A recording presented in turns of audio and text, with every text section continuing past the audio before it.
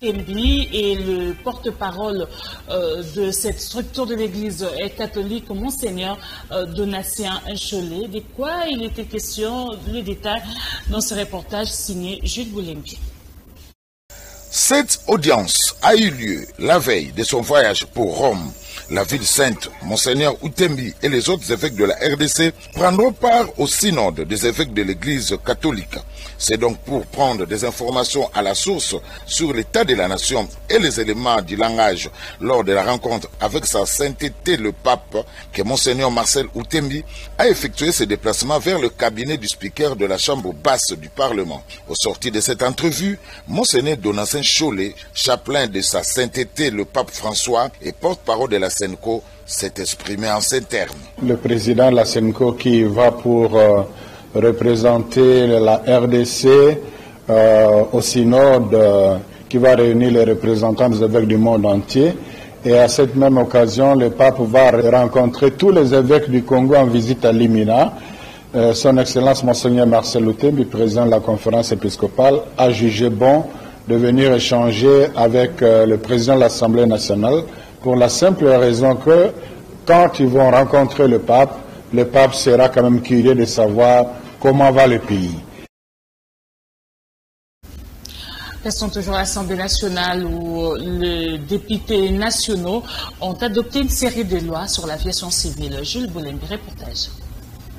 Sous la conduite de Christophe Mbosoko Diampoanga, président de l'Assemblée nationale, les députés dotent les pays d'un arsenal juridique important sur l'aviation civile internationale. Au cours de la plénière de ce mardi 26 septembre, la Chambre basse a examiné et voté 6 projets de loi sur l'aviation civile internationale et un projet de loi portant création, organisation et fonctionnement de l'Ordre national des ingénieurs agronomes. Tous ces textes ont été adoptés à l'unanimité de 352 députés et ont pris part au vote. À l'ordre du jour de la plénière était inscrit l'examen et le vote du projet de loi autorisant l'adhésion de la RDC au protocole pour répression d'actes illicites de violence dans les aéroports servant l'aviation civile internationale complémentaire à la Convention pour la répression d'actes illicites dirigés contre la sécurité de l'aviation civile. Examen et vote du projet de loi autorisant l'adhésion de la RDC à la Convention sur le marquage des explosifs plastiques et feuilles aux fins de détection, du projet de loi autorisant l'adhésion de la RDC à la constitution de la Commission africaine de l'aviation civile. Examen et vote du projet de loi autorisant l'adhésion de la RDC au protocole portant amendement de la Convention relative aux infractions et à certains autres actes survenant à bord des aéronefs. Examen et vote du projet de loi autorisant l'adhésion de la RDC au protocole portant amendement de l'article 50 de la Convention relative à l'aviation civile internationale. Examen et vote du projet de loi autorisant l'adhésion de la RDC au protocole portant amendement de l'article 56 de la Convention relative à l'aviation civile internationale. Examen et vote du projet de loi portant création, organisation et fonctionnement de l'Ordre national des ingénieurs agronomes. Pour le président de l'Assemblée nationale, ces tests ont une importance capitale pour la vie de la nation, spécialement pour le secteur de l'aviation civile qui se met en règle par rapport aux normes de l'aviation civile internationale. Avant de se prononcer sur la recevabilité de ces nouvelles matières, le speaker Mbosoko Dia a exhorté ses pairs en ces termes. Nous avons donc intérêt à donner tous les instruments nécessaires pour que le gouvernement dote les pays des sociétés d'aviation qui manquent et pénalisent la population congolaise.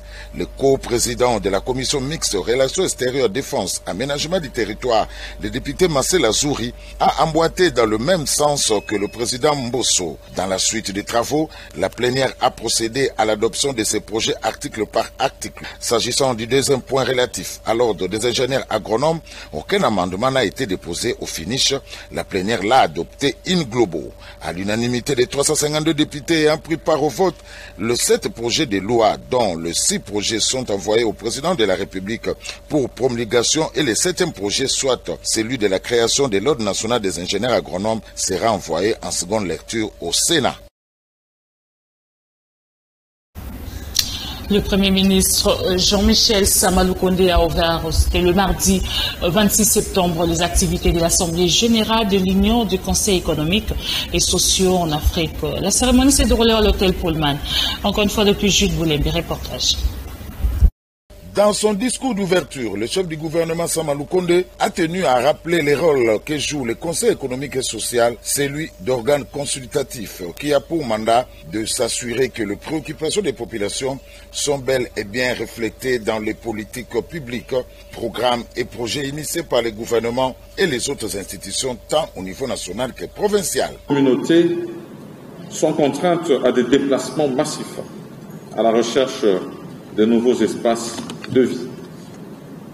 De tels mouvements, si nous ne les prévenons pas et ne les encadrons pas de manière efficace, sont susceptibles de perturber les structures à la base de la cohésion sociale de nos communautés et d'affecter la sécurité de nos pays. Les migrations climatiques, qu'il n'est pas possible d'éviter, constituent donc une véritable menace à la paix et à la stabilité de nos communautés et de nos pays. Et nous devons désormais les intégrer tout autant, aussi bien dans la planification de notre développement que notre agenda diplomatique. Le défi majeur consiste à bien gérer l'équation entre le devoir d'accueil, la solidarité et le partage de la nécessité de maintenir en même temps les équilibres socio-économiques souvent fragiles. Il faut noter que cette Assemblée générale de l'UCESA, qui réunit plusieurs délégations venues du Cameroun, de la Côte d'Ivoire, de la Centrafrique, du Congo-Brazzaville, de l'Algérie, du Maroc, du Tchad, du Bénin et autres pays, se tient durant 2 jours sous le thème « La mobilité climatique en Afrique », un sujet qui requiert l'attention de l'humanité entière.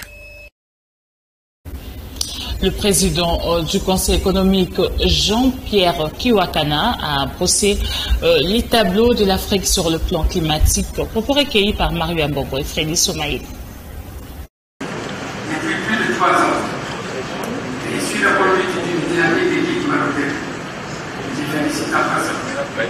Notre société met en œuvre une sélection qui contribue au renforcement du rôle et de la participation du Conseil économique et social membre de la conception du plan d'adaptation en phase avec les besoins et les attentes des citoyens. Le CESA a adopté une feuille de route en décembre 2019 dans la thématique principale porte sur l'action climatique active. Dans ces cas, nous devons appuyer le rôle et la participation des conseils économiques et sociaux membres de la construction de solutions en faveur d'une transition écologique, juste transformant les défis climatiques en opportunités de développement en phase avec les besoins et les attentes des citoyens. Dans ce contexte, le CESA contribue à bâtir une diplomatie climatique concertée à mesure de faire entendre la voix de l'Afrique dans les forums internationaux, en particulier les conférences parties sur le changement climatique. C'est la recomposition géostratégique qui s'opère actuellement à travers le monde à la multiplication des zones de conflit à travers le continent. Nous ne pouvons plus nous contenter du discours si volontariste continu. Nous ne devons pas non plus continuer à attendre des solutions bénéfiques. Ceci souligne ici besoin d'aider l'importance des institutions comme le Conseil économique et social. Il est en effet primordial qu'en cherchant des solutions efficaces aux problèmes africains, inclure nos populations à la réflexion et l'implémentation des solutions. C'est bien ce qui a conduit à la naissance des institutions complémentaires. Le rôle des conseils économiques et sociaux à travers le continent est aujourd'hui plus que jamais essentiel. Le patron de la territoriale en RDC, Maître Picard Kazadi, a présidé le mardi 26 septembre la 4e réunion du comité de pilotage de la sécurisation des élections. Reportage de Naomi Mbenza. En sa qualité du président du comité du pilotage de la sécurisation du processus électoral en cours, le vice-premier ministre, ministre de l'Intérieur, a fait savoir que la sécurisation des élections qui se pointent à l'horizon constitue la grande préoccupation du gouvernement congolais. L'Est du pays étant en proie à l'insécurité. Cependant, Maître Peter Kazadi Kankonde a salué les efforts déployés par le chef de l'État allant dans le sens de stabiliser le pays afin de permettre à tout le monde de participer à ces élections. La République démocratique du Congo se prépare pour des élections générales qui auront lieu au mois de décembre prochain.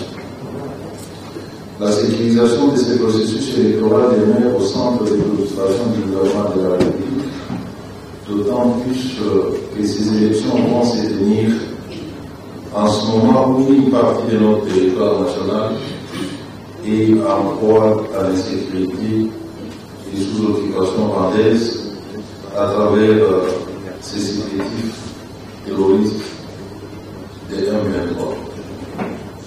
Je profite de cette occasion pour rendre un élément hommage à son Excellence, Monsieur le Président de la République, chef de l'État, M. Félix Antoine Tshisekedi Tshilombo, pour son implication personnelle dans la sécurisation du processus électoral, sans oublier ses efforts pour le maintien de l'intégrité territoriale, en vue d'assurer la paix à tous nos concitoyens. Ici est de rappeler que cette réunion, qui a connu la participation de Madame la ministre d'État en charge de la justice, Rose Mutombo, ainsi que d'autres hautes personnalités du pays, et la suite d'autres séances précédentes ayant tablé sur la question de la sécurisation des élections de 2023. Le directeur de services généraux de l'ONATRA, Shorangambe, a procédé à la remise des produits pharmaceutiques pour les comptes, plutôt les centres de santé de l'ONATRA à travers la République démocratique du Congo. Un reportage une fois de plus signé Naomi Mbedza. La santé des agents de l'ONATRA préoccupe au plus haut niveau les conseils d'administration de l'ONATRA sous le management du directeur général Martin Lukusa, représenté à ce jour par les directeurs de services généraux Shorangambe pour la remise d'un lot important de produits pharmaceutiques ainsi que de draps, matelas et des splits pour le centre de santé de l'ONATRA à travers la République démocratique du Congo. Cette activité a connu la participation de plusieurs autorités, des médecins, notamment le cadre et agents de l'ONATRA. Nous voulons remercier la direction générale pour ces produits, du fait de penser à ces agents. Et nous savons que le directeur général a été toujours proche des agents, lui-même agent, lui-même enfant ONATRA. Et aujourd'hui, voilà les gestes louables, combien on peut soutenir et assurer la pérennité d'action pour l'avenir. Alors nous disons aussi merci au chef de l'État qui a placé sa confiance en la personne du DG Martin Lukusa, pas nous, qui aujourd'hui a pensé non seulement à redorer l'image de nos centres, mais aussi à les équiper en matériel et matériel de travail, c'est-à-dire les appareils et autres, mais aussi en produits pharmaceutiques, en produits médicaux. Signalons que la remise de ces matériels entre dans la vision du chef de l'État, Félix Antoine Tshisekedi Tshilombo, pour le social de Congolais et pour le CNSC dans le centre hospitalier de l'ONATRA. Satisfait de ces gestes, les agents de l'ONATRA remercient le chef de l'État pour ses comités de gestion pilotés par le directeur général Martin Lukusa qui se préoccupe de conditions de vie des agents et cadres de l'ONATRA. En politique, les habitants du quartier abattoir à Massina ont été sensibilisés pour les adhésions au mouvement de libération du Congo, parti cher à Jean-Pierre Bemba. C'est là par l'entremise du cadre de ces partis, Franck Nkoyi Benkenu plutôt, qui a mobilisé en brandissant la philosophie politique et le projet de société du MLC avec ses discours. Ceux qui étaient présents à cette rencontre se sont convertis à la politique du MLC en promettant à leur tour sensibiliser les autres. Reportage signé à la nota.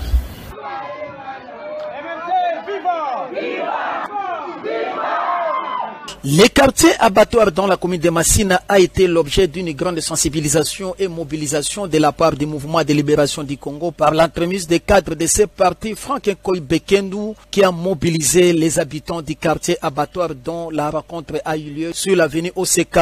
C'est là au sujet des adhésions au MLC. Devant cette assistance composée essentiellement de jeunes et de dames du quartier abattoir dans la commune de Massina, Franck Nkoyi Benkenu a prêché en faveur du MLC MLC, on demanda à tous ceux qui étaient présents à cette descente de s'affilier au MLC de Jean-Pierre Bemba. Cette communication a eu effet des retours des interlocuteurs qui, à leur tour, à l'unanimité, se sont fait membres du MLC. En second lieu, les représentants du MLC au quartier abattoir Franck Ekoy Bekendou a fixé ses concitoyens de la tenue imminente du congrès du MLC pour définir certaines options du parti.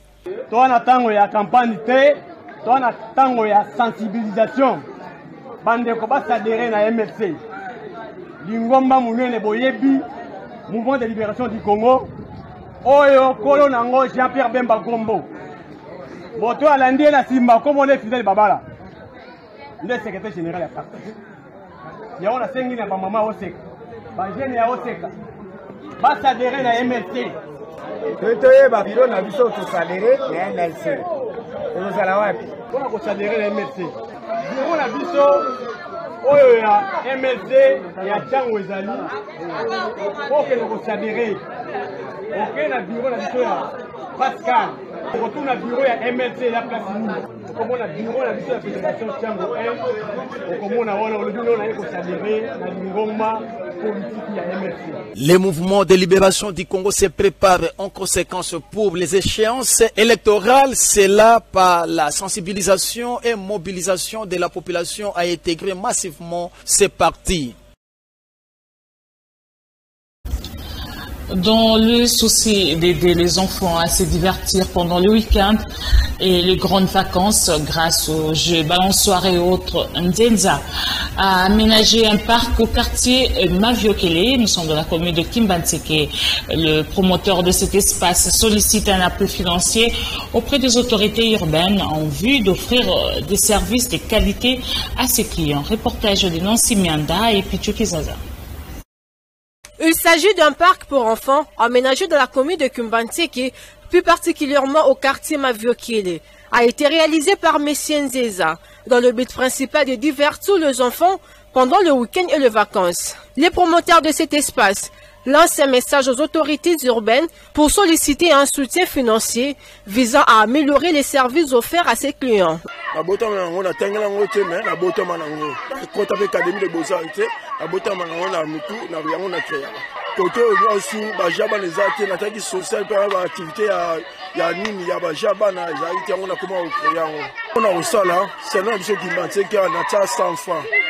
La place mususu ezala mbongo ebele mais ana chaka 100 fois pour na kota social ndenge zaili il faut chaka 100 fois pour na bana ba yakebele ba difficulté na ngana zali kaka kozanga ne matériel ya kusala musala kola posa soudé bon biloko presque ngwana ina na osenga mingi na ba konzamboka yemoko fachi beton la osenga supa président Jean-Pierre Bemba na ibike wala tata na so MNC aisunga so pe mingi asunga atanga activité mike makambe beleza na mutu oyo na créa biloko ebele so na bina na créa biloko mususu awa bata gouvernement bozanga bochanga place moko. Pour se divertir aux différents jeux, chaque enfant doit débourser une somme de 100 francs congolais dans ces parcs situés sur l'avenue Mobutu à Kimbantseke au quartier Maviokele.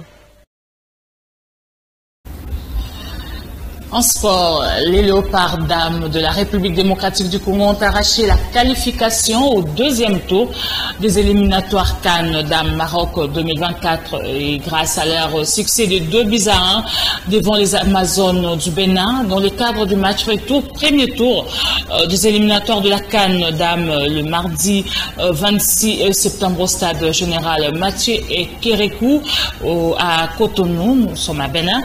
Reportage de Patricia Kola. Comment est-ce qu'on peut entamer cette Il n'y a pas un sondé du ton. Une fois de plus, les léopards dames seniors de la République démocratique du Congo ont été les plus inspirés que leurs homologues du Bénin. Après leur succès de 2-1 devant les Amazones du Bénin le week-end dernier à Kinshasa, les léopards dames seniors de l'RDC ont réédicté l'espoir et battu de nouveau les Béninoises sur le même score de 2-1.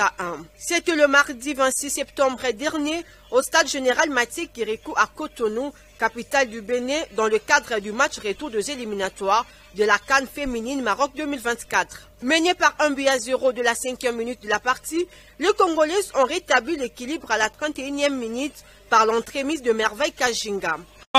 C'est le contrôle là, la frappe manquée et l'égalisation finalement qui intervient pour les Congolaises. 3 minutes plus tard, soit à la 34e minute, Naomi Kabakaba signe le deuxième but congolais, synonyme de victoire de Visitez.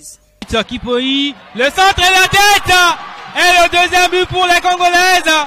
Malgré les incursions de part et d'autre dans le sud de ces duels, aucun but n'a pu été marqué et le score final s'est soldé à l'avantage de Léopard Dame de la RDC qui fut au deuxième tour de la compétition. Les filles de Marcelo Kabiamba sont donc qualifiées et affronteront la Guinée équatoriale à l'étape suivante de la compétition.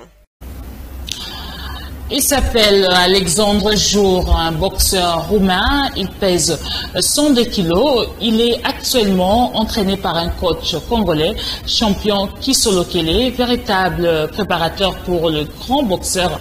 Ici son portrait avec Mario Ambongo.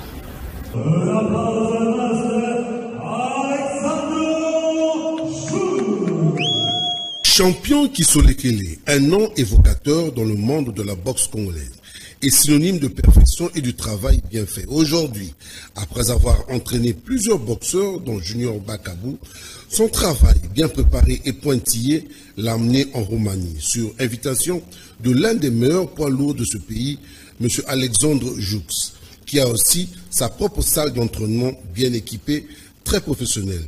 Alexandre Joux, confiant en l'avenir, est entraîné par champion Kisolo Kele, l'un des meilleurs coachs d'Afrique, qui a vraiment fait ses preuves. Pétri de talent, l'homme espère apporter sa contribution en entraînant Alexandre Jour pour son premier combat avec plus de 100 kilos, avec un bon coaching. Alexandre Jour a mis KO son adversaire, le Turc Khan. Il est déjà sur une bonne voie. Le coach Kisolo Kele compte pousser très loin son poulain à l'instar des autres grands boxeurs qu'il a déjà propulsés.